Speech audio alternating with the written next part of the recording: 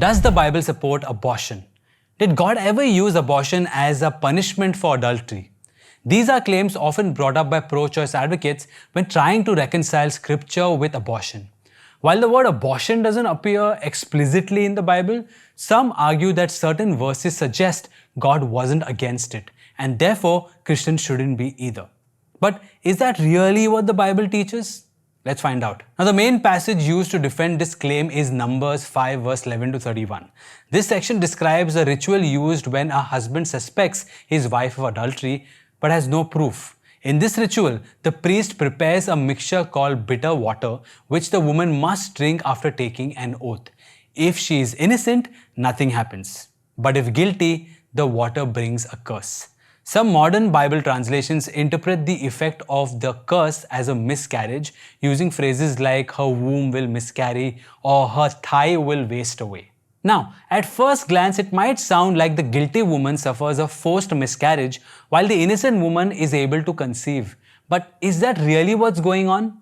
First, there's no mention of pregnancy. The entire ritual is a test of marital fidelity, not a test for pregnancy.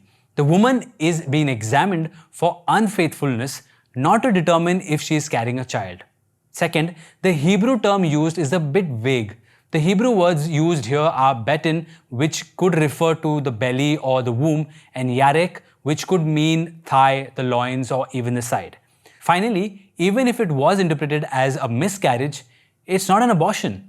Abortion is a deliberate act by a human being to end a child's life.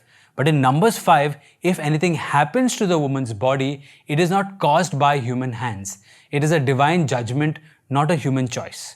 God alone is the author of life. As the giver of all life, He alone has the rightful authority to take it.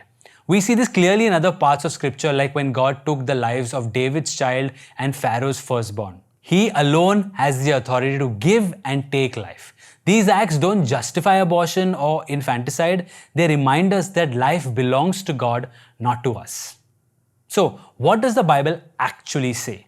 The Bible consistently teaches that life begins in the womb and that life is sacred. Unborn children are honored, protected, and spoken of with dignity throughout Scripture.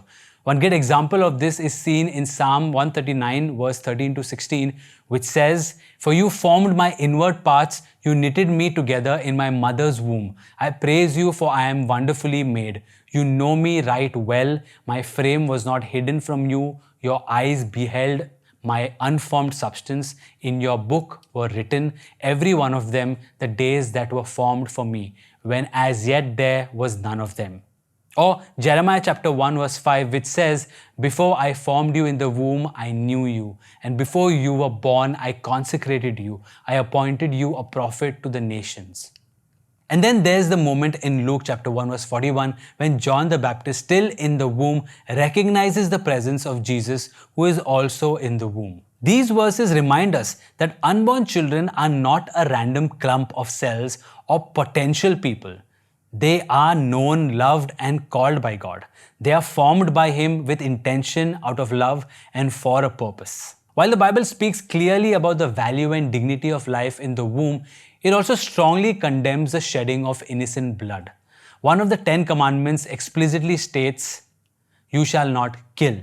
Then in Proverbs chapter 6 verse 16 to 17, Scripture lists 7 things the Lord hates, and among them are hands that shed innocent blood.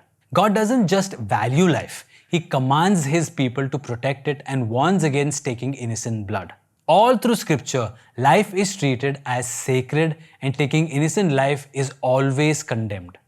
So, does the Bible support abortion? Not at all. The ritual in Numbers 5 is not about human choice. It's about divine judgment. It doesn't authorize abortion. It reminds us that God alone is the author of life. And when you look at the rest of Scripture, the message is consistent. Life in the womb is known, loved, and formed by God, and taking innocent life is always condemned. So, what do you think about this? Have you ever heard a Bible verse used to support abortion or make a pro-choice argument that left you confused? Let us know in the comments below. And if this video was helpful, make sure that you like, share, subscribe, and hit that bell notification to stay updated with our channel. Until next time, stay unapologetically Catholic.